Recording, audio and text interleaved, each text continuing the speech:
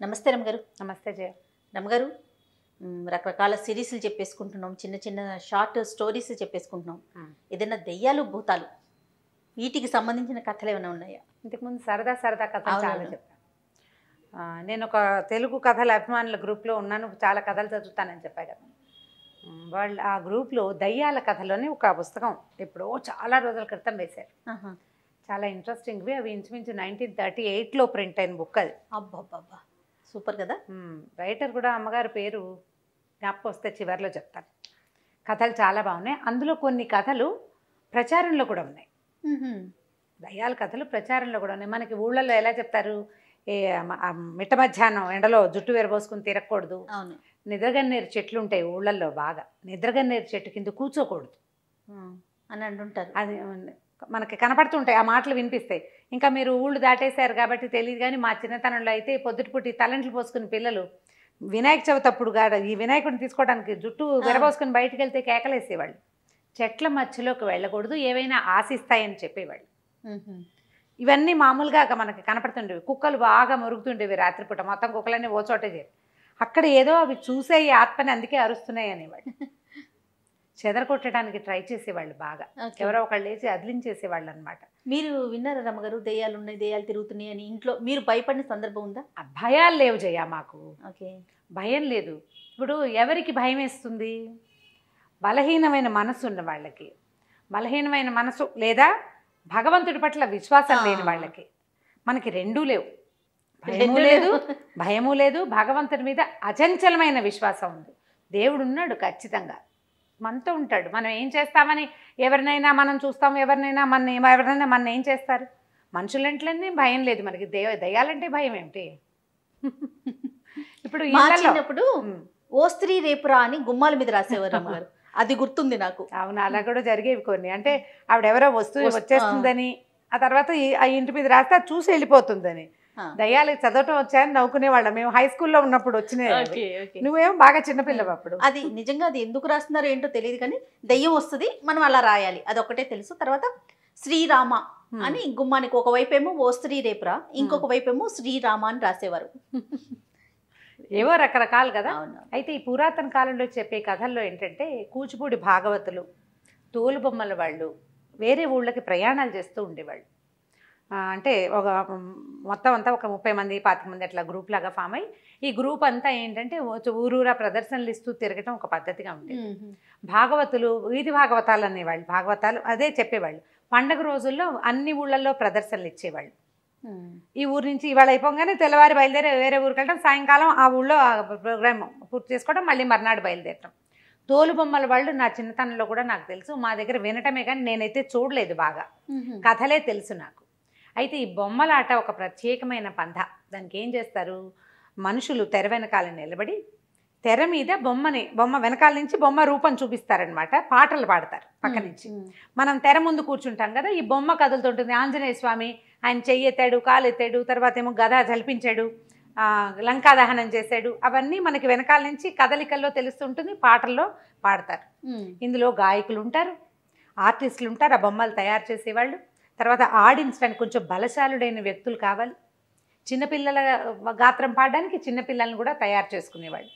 ఇట్లా ఒక 25-30 మంది గ్రూప్ ఉన్న ఒక బొమ్మలాట వాళ్ళు ప్రయాణం చేస్తున్నారు, ఇలాంటి గ్రూపు. అయితే ఆ ఊరు ఈ ఊరు ప్రదర్శనలు ఏవో అయినాయి. ఒకనాటి సాయంకాలం కొల్లేరు అంటే ఎక్కడ మన కొంగలు అవి ఉన్నాయి, కొల్లేటి సరస్సు చుట్టుపక్కల ఏంటంటే కొంచెం ఎండాకాలం వస్తే కాస్త డ్రైగా ఉంటుంది, అక్కడక్కడ నీళ్లు ఉంటాయి, చిత్తడిగా ఉంటుంది కానీ పూర్తిగా నీళ్లు ఉండవు. వీళ్ళు వెళ్ళేసరికి దానికి ఆ ప్రాంతంలోకి చేరారు వీళ్ళు.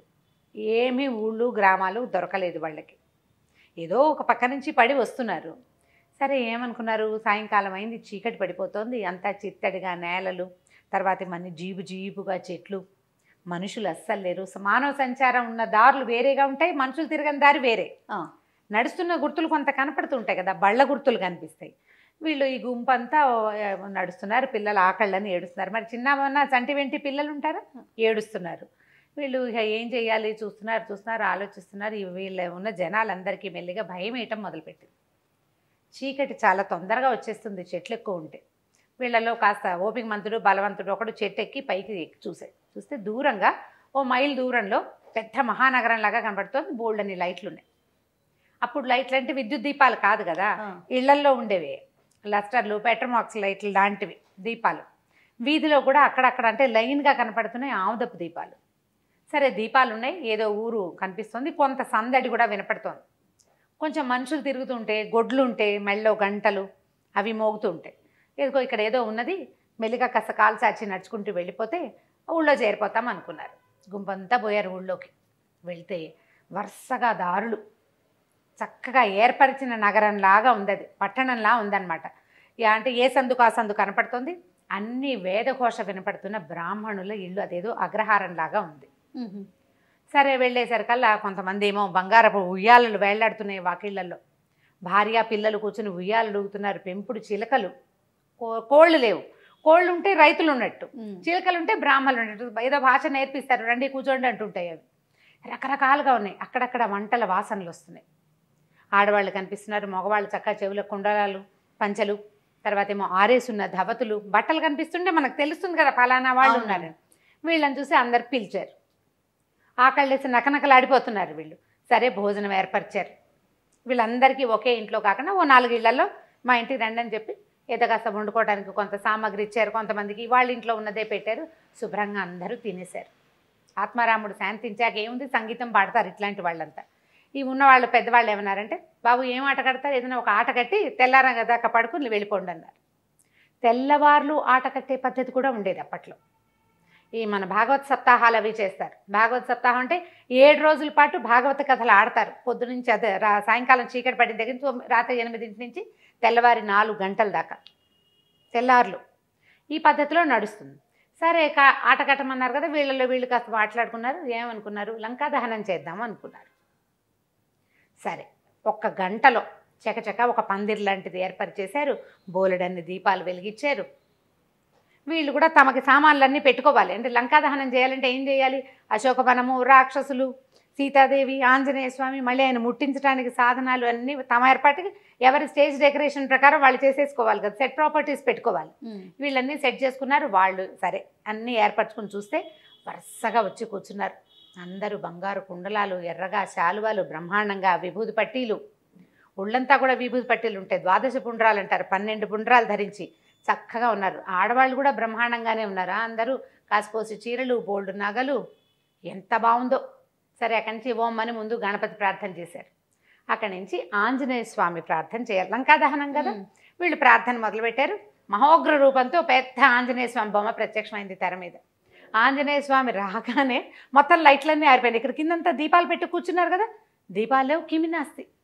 వీళ్ళు తెల్లపోయారు, అయ్యో ఇదేమిటి మొత్తం దీపాలన్నీ ఓసారి ఆరిపోయినాయి, ఉండండి రా బొమ్మ దించండి అన్నారు. ఆంజనేయ స్వామి బొమ్మ దించేశారు. దించేయగానే దీపాలన్నీ వెలిగినాయి. అంతా సభ అంతా కనపడుతున్నారు మనుషులు. మళ్ళీ మొదలెట్టాలి. మళ్ళీ ఆంజనేయ స్వామిని తెరక్కిచ్చారు. ఎక్కించగానే దీపాలు ఆగిపోయినాయి. 2 సార్లు 3 సార్లు 4 సార్లు అయ్యాక వీళ్ళల్లో ఒకటికి డౌట్ వచ్చింది, ఏమిట్రా పోనీ దీపాలు ఆరిపోయినాయి, ఏమిటయ్యా అన్ని దీపాలు ఆరిపోయినాయి అంటుంటే ఎవడు సమాధానం చెప్పటల్లా. ఎవరైనా చెప్పాలి కదా, కనీసం బాబు కంగారు పడకండి ఇంటికి వెళ్ళి వెలిగిద్దాం, మొత్తం అని గాలి వచ్చింది ధూళి, ఏదో ఒకటి అనాలి. ఏమీ నో కామెంట్స్, ఎవ్వరూ మాట్లాడాల. 5 సార్లు 4 సార్లు అయిన తర్వాత వీళ్ళల్లో పెద్దవాడు ఒకడు, ఒరే మన దీపాలు వెలిగించుకుందాం ఉండండి రా, వీళ్ళందరివి ఏమిటో మరి దీపాలు ఆరిపోతున్నాయి అని చెప్పి వాళ్ళ దగ్గర ఏవో 9 దీపపు సెమ్మాలు అవి ఉన్నాయి. ఎక్కడ పెద్దగా దీపాలు అయిపోతే వాళ్ళు వెలిగించుకుంటారు. వీళ్ళు ఏం చేశారు, అగ్గిపెట్ట ముట్టించి వీళ్ళ దీపాలు వెలిగించారు. మళ్ళీ ఆంజనేయ స్వామిని తెరక్కిచ్చారు. ఎక్కించగానే ఈ సభలో ఉన్న దీపాలన్నీ అయిపోయినాయి, వీళ్ళ దీపాలు వెలుగుతున్నాయి. వీళ్ళే కదా వెలిగించుకున్నారు, ఇవి వెలుగుతున్నాయి, అవన్నీ ఆరిపోయినాయి. పద్యం పాడడానికైనా బొమ్మ కనపడాలి, స్వామి కనపడకుండా పాటలు పాడకూడదు. సరే పెద్దవాళ్ళల్లో ఒకడు ఏమన్నాడు, ఉండండి నేను బయటికి వెళ్ళి చూసేస్తాను. తెర తొలగించి బయటికి వెళ్ళాడు. తెర పక్క నుంచి వెళ్తాడనమాట, తొలగించలేరు, అది మొత్తం ఏకంగా ఇట్లా స్క్రీన్ లాగా ఉంటుంది. అటు నుంచి వెళ్ళేసరికల్లా ఆ సభలో ఉన్న వాళ్ళంతా దీపం ఇట్లా చేత్తో పుచ్చుకుని వెళ్ళేసరికి చక్కగా అంత దాకా 12 పుండ్రాలు, కుండలాలు, కంబళాలు ధరించి బ్రహ్మాండంగా కూర్చున్న వాళ్ళంతా నాలికలు బయటకు వచ్చి పక్క నుంచి కూరలు, మిడిగుడ్లు ఇట్లా ఉన్నారు దూకేలాగా. ఉనికిపోయాడు, ఏం చేయాలో తెలియలేదు. దీపం దించితే ఏం కనపట్లా, బాగానే ఉంది, భయమే. ఇట్లా దీపం పెట్టి ఇట్లా చూడబోయేసరికల్లా ఉణుకొచ్చేస్తుంది. సరే ఏం చేశాడు, దీపాన్ని దించేసి చూసి చూడనట్టుగా తనకు తెలియనట్టుగా, చిన్నపిల్లాడు అనుకో, అరిచి కేకలు పెట్టి గల్లం చేసాడు. ఆయన ఇలాంటివి ఎన్ని చూశాడో. మెల్లిగా వెనక్కి వెళ్ళాడు. ఒరే ఇది లాభం లేదురా నాయన, తెల్లవారేదాకా స్వామిని దించొద్దు, పాట ఆపద్దు. ఆంజనేయ స్వామిని ఎక్కించడం, ఓ పాట పాడుకోవటం. వీళ్ళు స్వామిని ఎక్కించగానే అక్కడ దీపాలు ఆరిపోతాయి, వీళ్ళు దించేస్తారు, మళ్ళీ ఇంకోసారి ఎక్కిస్తారు. తెల్లవారేదాకా అంటే తూర్పు తెల్లబడ్డం ఎక్కడి దాకా జరుగుతుంది, 3:30 దాకా వేగు చుక్క పొడుస్తుంది. 3:30కి 3:30 అవగానే వేకుజాము వస్తుంది కదా, అప్పటిదాకా పాడి పాడి పాడి వంతుల వారీగా ఒకే పాట, ఓన్లీ ఆంజనేయ స్వామి, ఇక వేరే పాట లేదు, వేరే బొమ్మ లేదు, పాడేసి తెల్లారి చూస్తే తెల్లవారిపోయింది. కొంచెం 4:15 4:20 అయ్యేసరికి వెలుగు వచ్చేస్తుంది. ఏమీ లేదు అక్కడ, పందిరి లేదు, ఊరు లేదు, ఇల్లు లేదు, వాకిలు లేదు. వాళ్ళు ఎక్కడ వాళ్ళు నడుచుకుంటూ మొదట వచ్చారో అదే చిత్తడి నెలలో బంజరు బయలు. వీళ్ళు ఉన్నది కొంచెం నీళ్లు లేవు, వీళ్ళు ఎక్కడ కూర్చున్నారో అక్కడ చుట్టూతా అంతా నీళ్లు ఉన్నాయి. ఆ కొల్లేట్లో ఉన్నారు వీళ్ళు. బతుకు జీవుడా అని తట్టా బుట్టా సర్దుకుని పరుగో నాయన, ఇలా చీకటి వేళ ఏ ఊళ్ళల్లోకి వెళ్ళకూడదు, ఇలాంటిది ఏదో అక్కడ బోల్డ్ అని శ్మశానం అయ్యి ఉంటుంది బహుశా, చాలా దహనాలు జరిగి ఉంటాయి అక్కడ. ఎంతమంది ఉన్నారో వాళ్ళంతా కనపడ్డారు వీళ్ళకి, పిల్ల జల్లా వచ్చేసారు, బ్యాగులు పుచ్చుకుని వెనక్కి వచ్చేసారు. ఇలాంటివి ఎన్ని కథలు చిన్నప్పుడు వినేవాళ్ళమో. వెళ్తే కనపడుతుంది ఇట్లా ఆంజనేయ స్వామి పాట మొదలు పెట్టంగానే వీళ్ళు మాయమైపోతారు ఆయన కనిపించేసరికి. మామూలుగా చెప్తాం కదా, మనకు ఆంజనేయ స్వామి కనిపిస్తే భయపడతాయి భూత ప్రేతాలని. మన ఇళ్ల మీద శ్రీరామ రాయడానికి కారణం కూడా అదే. ఎక్కడ శ్రీరామనామం ఉంటుందో అక్కడ ఆంజనేయ స్వామి ఉంటాడు. ఇప్పటికీ కూడా మనం ఏదైనా పిల్లలు కొంచెం భయపడుతున్నా, భయంకరమైన సినిమాలు చూసినా కూడా వెంటనే చెప్తాం శ్రీరామ అనుకో, లేకపోతే ఆంజనేయ స్తోత్రం చదువుకో, ఆయన్ని తలుచుకో అని. వాళ్ళకి అది ఒక ధైర్యంగా అనిపిస్తుంది కదరమ్మ గారు పిల్లలకి. అది అలవాటు చేయాలి మనం. అలాంటిది ఒక శ్లోకాలు కూడా చెప్పారు మీరు, ట్రై చేయాలి. నేర్పిస్తే అదే ధైర్యం వస్తుంది ఆటోమేటిక్గా. ఇంకా దయ్యాలు ఉన్నాయా, నిజంగానే ఉన్నాయా, ఈ రోజుల్లో ఉన్నాయా, ఇలాంటి ప్రశ్నలు అంటే మనం ఇంకేం చెప్పలేకపోతాం. ప్రశ్నలు వేయకండి, ఓన్లీ కథ వినండి అంతే. కథని కథలాగా తీసుకుంటే సూపర్. ఇప్పుడు ఇలాంటి అనుభవాలు చాలా మందికి ఉంటాయి జయ, ఒప్పుకోరు అంతే పబ్లిక్లో. అయి ఉండొచ్చు బహుశా. మేము వెళ్తుంటే అక్కడ ఏదో కనిపించిందని, ఏదో చూసామను, ఏదో వేగ్గా ఒక షేప్ కనిపించిందని, ఇలాంటి మీరు అన్నట్లుగా చాలా వింటూ ఉంటాం మనం. ఉంటాయి, మన తాతలు నాయనమ్మలు చూసిన వాళ్ళు కూడా ఉంటారు. మనం ఒప్పుకోమంతే. ఇది ఒక కథ వినండి. 38లో ప్రింట్ అయింది. స్థానాపతి రుక్మిణమ్మ గారు ఆవిడ రాసిన కథలు అనమాట. ఇది వరకు అంటే ఇప్పుడు ఈ మధ్యకాలంలో ఇలాంటివి వినలేదు జయ. ఇది వరకు అంటే బాగా నేను బాగా చిన్నపిల్లప్పుడు ఎవరికో దయ్యం పట్టిందని వదిలించారని అలాంటి కథలు వినేవాళ్ళం. ఇప్పుడు జరుగుతున్నాయా, ఈ కాలంలో ఉందా అంటే ఏమో. 37 అంటే మనకి దాదాపుగా ఇంచుమించుగా ఒక 80 సంవత్సరాల నాటి సంగతి కదా.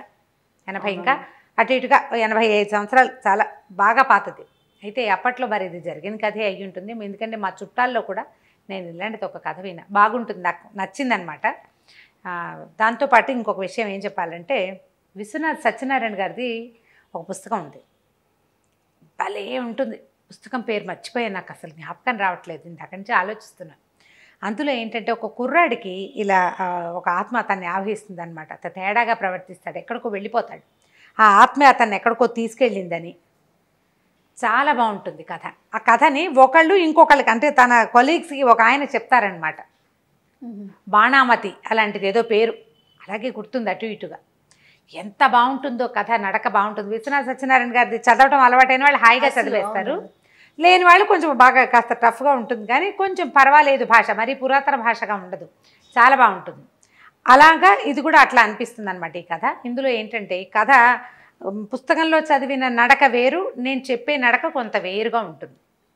పుస్తకంలో కథ ఎట్లా స్టార్ట్ చేస్తారంటే, ఒక అత్త కోడలు వాకిట్లో ఒక ఆయన ఎవరో భవతి భిక్షాందేహి అంటున్నాడు. ఈ అమ్మాయి అత్తయ్య వాడెవరో బిచ్చగాడు, ఆయన పోవటం లేదంటుంది. ఆవిడ పోతాడులేమ్మా అంటుంది అత్తగారు. వాడు వెళ్ళటం లేదు, ఎవరన్నా వేసేవాళ్ళు ఎవరన్నా అంటే అబ్బాయి వచ్చాక వేస్తాడంటుంది ఆవిడే. పంపించేయమంటుంది కోడలు. రోజు వేస్తున్నాం కాబోలు, అందుకే రోజు నువ్వే వేస్తున్నావంటే రోజు నువ్వు ఇట్లా వచ్చి వాళ్ళ ఇంట్లో పని మనిషి ఉంది, పని మనిషితోటి వేయిస్తుంది. ఎవరో మామూలు వాడు అనుకున్నా, ఆయన పోవటం లేదు, వాకిట్లో నిలబడి ఉన్నాడు. తలనొప్పి వస్తుంది, నాకు వికారం వస్తుంది, ఆ గొంతు వింటే నాకు బాగుండలేదు అంటుంది. ఆ కోడలంటే మహాముద్దు అత్తగారికి, బహు అందగత్తె ఆ అమ్మాయి, చాలా బుద్ధిమంతురాలు కూడాను. పిల్లాడు ఉన్నాడు, పిల్లాడి తల్లి. పిల్ల తల్లివి, నీకు అట్లా వికారాలు చికాకులు వస్తాయమ్మా, నువ్వు రెస్ట్ తీసుకో, నువ్వు వెళ్ళబోక నీ దారి నువ్వు పడుకో అంటుంది అత్తగారు. ఈ కోడలేమో ఆయన్ని తరిమేయాలంటూ అనుకుంటుంది. ఎంత నడుస్తుందో 2-3 పేజీలు ఇలాగే నడుస్తుంది. అక్కడి నుంచి ఈవిడ వెళ్ళి నాయన మడిగట్టుకున్నాను, ఇంట్లో ఎవరు లేరు, నువ్వు వెళ్ళి నాయన అంటుంది. కోడలు ఉంది కదా వేయమనమ్మా అంటాడు. మీ ఇంట్లో కోడలు ఉంది కదా ఊరిని వేయమంటాడు. వేయమంటే ఆవిడ మా కోడలు చేయి ఊరుకోలేదంటుంది. ఆవిడ చేయి ఊరుకోలేదు, ఏదో పనిలో ఉందంటుంది. ఈయన ఏం చేస్తాడు, ఆ ఇంటి ఆయన్ని పట్టుకుంటాడు. ఆ వచ్చిన యోగి, భిక్ష తీసుకోవడానికి వచ్చిన ఆయన పట్టుకుని ఆయన వెంట తీసుకొస్తాడు. ఈ లోపల వాళ్ళ అబ్బాయి వచ్చాడనమాట. ఈవిడ చెప్తుండగా అబ్బాయి వచ్చాడు. ఈయనకి గుప్పెడు బియ్యం వేయించుకుని తనతో రమ్మని తీసుకొచ్చాడు. తీసుకొస్తే ఎందుకు నన్ను తీసుకెళ్తున్నావు నువ్వంటే, రా నీతో మాట్లాడే పని ఉందని చెప్పి బాగా ఆ ఇంటికి ఎంతో దూరంగా తీసుకెళ్ళాడు. తీసుకెళ్ళి ఆయన అడిగాడు, ఏమయ్యా నీ భార్యతో నీకంతా సౌకర్యంగా ఉందంటే ఉందంటాడు. భార్యను విడిచిపెట్టి ఉండగలవా అంటే అస్సలు ఊహ కూడా నా వల్ల కాదంటే అంటాడు. భార్యను విడిచి ఉండలేడు అతను. ఎన్నాళ్ళయింది పెళ్ళి అంటే 10 సంవత్సరాలు అయింది.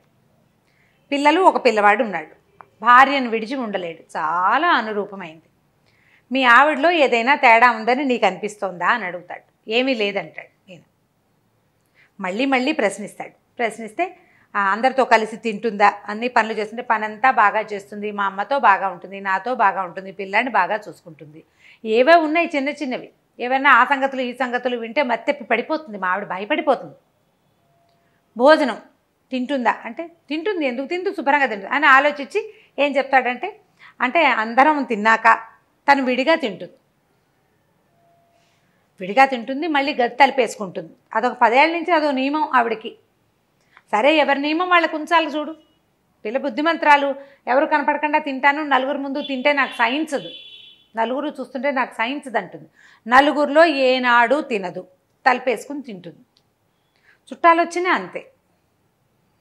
అనేసరికల్లా ఈయన ఏం చెప్పాడంటే, నాయన ఓ పని చెయ్యి, నీకు మొలకి ఒకటి కట్టాడు తాయెత్తు. మీ రాత్రి ఇప్పుడు రేపు మీ ఆవిడ తలుపేసుకుని ఏం తింటుందో చూడు, తర్వాత చెప్దువు కానీ నాకు అన్నాడు. ఇతని కొద్దిగా శంక మొదలైంది. ఇప్పుడు ఇలాంటివి ఎవరైనా చెప్పారనుకో అనుమానంగానే ఉంటుంది కదా.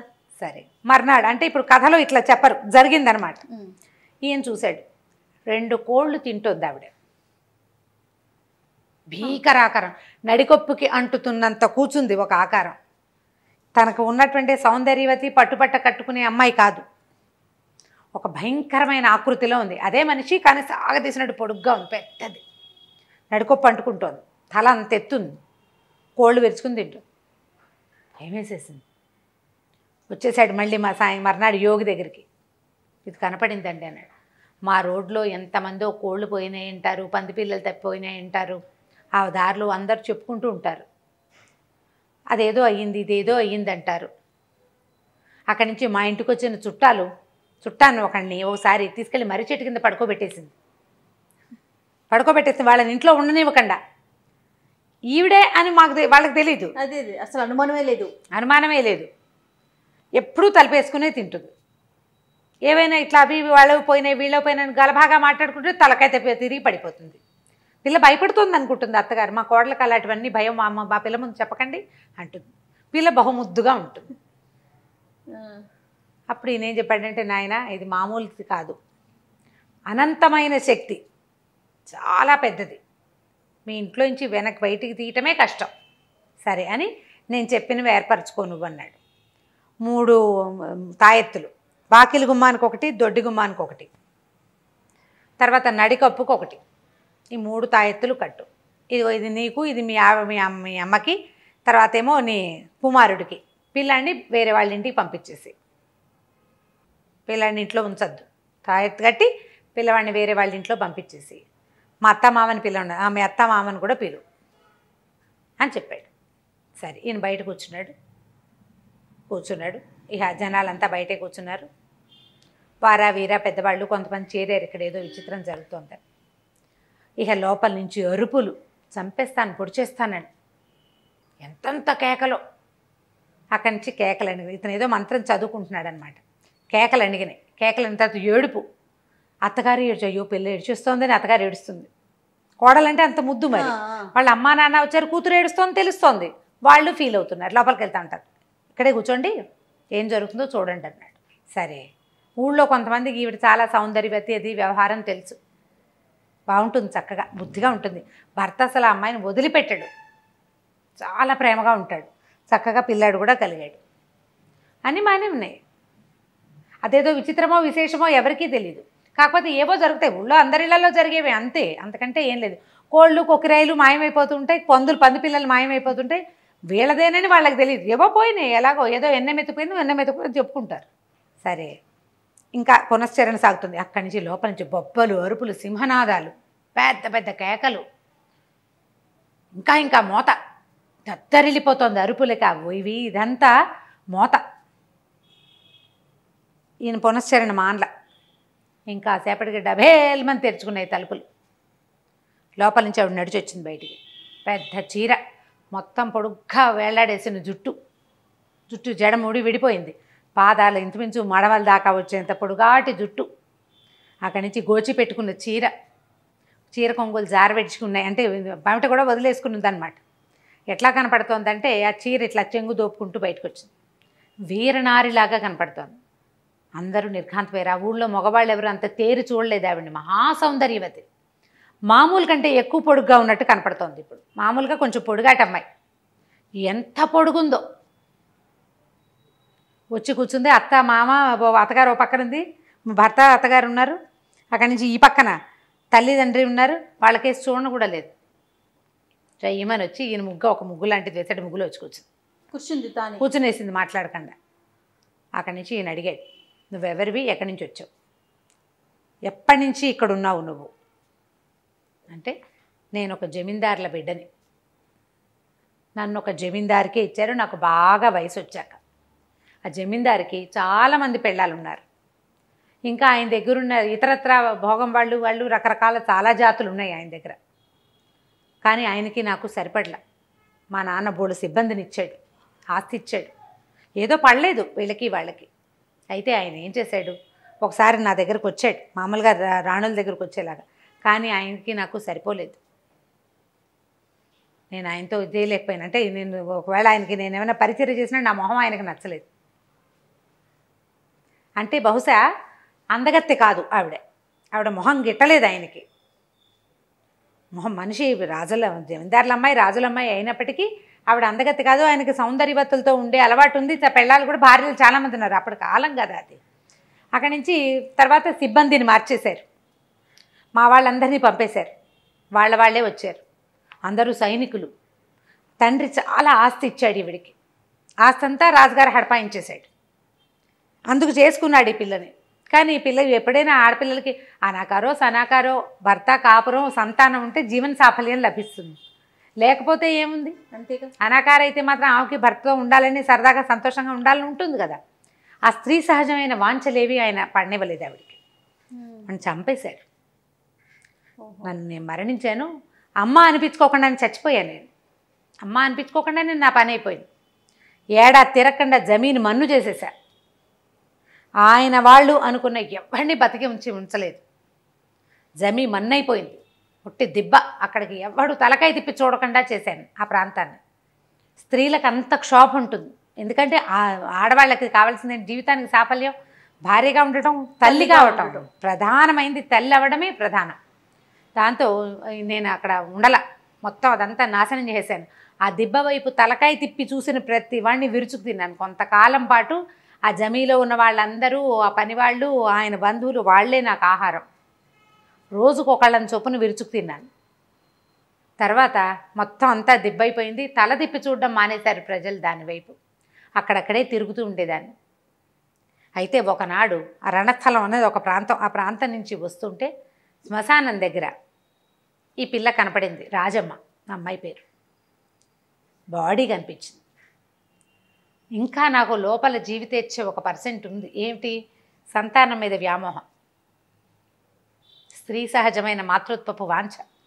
దానికోసం ఆ చనిపోయిన పిల్లలో ప్రవేశించాను. పిల్ల సౌందర్యము, అది ఆడపిల్ల అవటము, అది నన్ను ఆకర్షించింది అనేసరికలు తల్లి తండ్రి ఒప్పుకున్నారు. ఈ రాజమ్మ అనబడి ఇప్పుడు కనపడుతున్న ఆవిడ 9వ ఏటో 10వ ఏటో మరణించింది. చనిపోయిన పిల్లని వాళ్ళు మరుభూమికి తీసుకెళ్లారు, అక్కడ బతికింది పిల్ల. ఒక్కొక్కసారి మనం ఏంటో దింపుడు కళ్ళె మాస అంటారు. అవునవును. అది శ్మశానంలో బతికింది పిల్ల. ఆ అమ్మాయిలో ప్రవేశించారు. ఆ రోజు నుంచి ఎవరికి కనపడకుండా తింటూనే ఉంది. తీసుకొచ్చారు, పెళ్లి చేశారు, కాపురానికి పంపించారు. పిల్ల చచ్చి బతికింది. మామూలుగా మనం వాడేస్తాం చచ్చి బతికారు అని ఒక పదం. చనిపోయిన పిల్ల బతికింది. ఆ రోజు నుంచి ఈ రోజు దాకా నేను ఇక్కడే ఉన్నా. చుట్టాలు వస్తే ఇష్టం ఉండదు, వాళ్ళకి తెలిసిపోతుంది. భర్తతో సంతోషంగా ఉన్న ఈ అమ్మాయి సౌందర్యవతి అవ్వటం, చాలా పనిమంతురాలు అవటంతో అత్తగారు మంచి ఆదరణ, జీవితంలో ముందు జీవితంలో ఆవిడ పొందలేని ఆదరణ అంతా ఇక్కడ లభించింది. పిల్లవాడు రాజు అవుతాడు, జమీందారీ వస్తుంది వాడికి రేపొద్దున. ఈ పిల్లాడు బాగానే ఉంటాడని. ఇహత భర్త వెక్కి వెక్కి ఏడుపు. ఈ అమ్మాయిని వదిలేయటం అంటే ఆ అమ్మాయి కూడా వెళ్ళిపోవటమే. ఎందుకంటే అది మనిషి ఉన్నది కాదు, అందులో జీవం ఉన్నది కాదు కదా శరీరం. ఈ ఆత్మ బయటికి వెళ్ళిపోతే మొత్తానికి వెళ్ళిపోతుంది. అమ్మా నాన్న తెగ ఏడ్చారు. ఆ మహాసౌందర్యవతి ఊళ్ళోంచి వెళ్ళిపోతుందని ఊరి జనం కూడా ఏడ్చారు. పైగా అసలు ఆ ఊళ్ళో అందరికీ కూడా అమ్మాయి చాలా బుద్ధిమంతురాలు. ఆ యోగి ఏం చేశాడంటే బడుగ్గా ఉందిగా జడ, జుట్టు వెనక్కి వచ్చి జడేసాడు, మొత్తం అల్లేడు మొత్తం జడంతా. అప్పుడు మంత్రం ఆవాహన చేసి ఆమె ఆత్మని ఆ జటలోకి రప్పించాడు, జడ కత్తిరించేసాడు. మరికి చేసేదేముంది? అమ్మాయి పడిపోయింది, దీన్ని తీసుకెళ్ళి పట్టుబట్టలో చుట్టి సముద్రంలో పడేయండి అని చెప్పి ఇచ్చేసాడు. ఏం చేస్తాము, ఇంతే, ఇక ఇది లాభం లేదు అని. వీళ్ళంతా లబోదిబమ్మని ఏడ్చారు. ఆ అమ్మాయి భౌతిక కాయానికి తర్వాత క్రియలు చేసుకున్నారు. పూర్వం ఏం చెప్పేవాళ్ళంటే, దింపుడు కళ్ళమని శ్మశానంలో కాకుండా వెళ్ళే దారిలో మధ్యలో ఒక చోట దింపేవాళ్ళు. అవునండి. అక్కడికి వెళ్ళాకైతే అక్కడ ఏదైనా జరగచ్చు, ఇట్లాంటివి జరుగుతాయి అనేవాళ్ళు. నా తర్వాత చెట్ల కింద పడుకోకూడదు, అవన్నీ చాలా సిద్ధాంతాలు ఉండేవి. ఇప్పుడు మన ప్రపంచం మారిపోయింది, ప్రపంచం అంతా మారిపోలా, అన్నీ మారిపోయినాయి. వాటితో పాటు ఇవన్నీ కూడా మారినాయి. సిద్ధాంతాలు ఉన్నాయా లేదా, ఆత్మలు ఉన్నాయా లేదంటే మనం ఉన్నట్టే ఆత్మలు ఏవో గాల్లో తిరుగుతూనే ఉంటాయి. మీద ఎక్కేస్తాయా, ఉంటాయా, ఉండవా అంటే ఏదో ఒక బలహీనమైన క్షణాల్లో మనసులు చాలా వీక్గా ఉన్నప్పుడు ఏదైనా ఒక పవర్ మనలోకి ప్రవేశించేందుకు 1% అవకాశం ఇప్పటికీ ఉంది, జరుగుతాయి అట్లా. కాకపోతే మనం తెలుసుకోలేకపోతాం. ఇప్పుడు దేవుడు ఉంటే ఇది కూడా ఉన్నట్టే, ఆ పవర్కి దానికి లొంగకూడదు మనం. దానికి భగవదావేశానికి లొంగినట్టుగా ఇట్లా మన చుట్టూతా ఉండే తాలూకు ఆత్మల యొక్క వాటికి ప్రలోభాలకి లొంగకుండా ఉండాలి. దానికోసమని మన వాళ్ళు ఏం చెప్తారు, ఎప్పుడు పవిత్రంగా ఉండండి, శుభ్రంగా ఉండండి, బొట్టు కాటిగా పెట్టుకోండి, జుట్లు బెరబోసుకుని చెవులకి వాటికి ఏమీ లేకుండా అలా బోసిగా ఉండబోకండి, అవన్నీ చెప్పేది. ఎందుకంటే ఇవన్నీ అలాంటివి ఉన్నప్పుడు ఇవి తొందరగా మన మీదకి వస్తాయి అనేవాళ్ళు పాత రోజుల్లో. ఇప్పుడు ఏం సిద్ధాంతం, జుట్టు విరబోసుకోవడమే మన పద్ధతి, బొట్టు కటక లేకపోవడమే మన పద్ధతి, మెడకొద్దు, చేతికొద్దు, చెవికొద్దు, ఏమీ లేకుండా బోసిగా ఉండటం. మనకి ఇండియన్స్కి ప్రధానమైనది ఏంటి, బొట్టే కదా మన గుర్తు. కనీసం ఎర్రటి బొట్టు, కుంకుమ లాంటివి ధరించడం. దేవతార్చన మామూలు సన్నబొట్టు పైన పెట్టుకుంటాం, దేవుడు కుంకుమ ఒకటి పెట్టుకోవటం. దానివల్ల వీటి నుంచి మనం రక్షించబడతాం అనుకుంటాం. వీటిని పక్కకు పెడితే దీన్ని, ఇది ప్రధానంగా ఒక కథ. మనం ఇది జనరల్ మ్యాటర్ చెప్పుకుంటున్నాం, కానీ ఈ కథలో ఉన్న ఇదేంటంటే అసలు ఆ బుక్ చదవాలి. బుక్ చదివితే భలే ఇంట్రెస్టింగ్గా అనిపిస్తుంది. సంభాషణగా ఏమీ ఉండదు, నేను చెప్పాను ఇట్లా సంభాషణగా అలా ఉండదు. చదువుతుంటే మనకి లోపల అర్థమవుతూ ఉంటుంది అనమాట. భలే ఇంట్రెస్టింగ్గా ఉంటాయి. ఒక 2-3 కథలు, ఒక ఆవిడైతే అడిగారు కూడా, ఈ కథలు మీరు చెప్తే వినాలనుంది అని. ఇది బాగా కుదిరిందో లేదో మరి, మంచి కథ, చాలా బాగుంది రమ్మగారు, చాలా ఇంట్రెస్టింగ్గా ఉంది. చదివిన వాళ్ళకి ఇంట్రెస్టింగ్గా అనిపించాలి. ఓకే రైట్ రమ్మగారు, నమస్తే. నమస్తే అజయ్.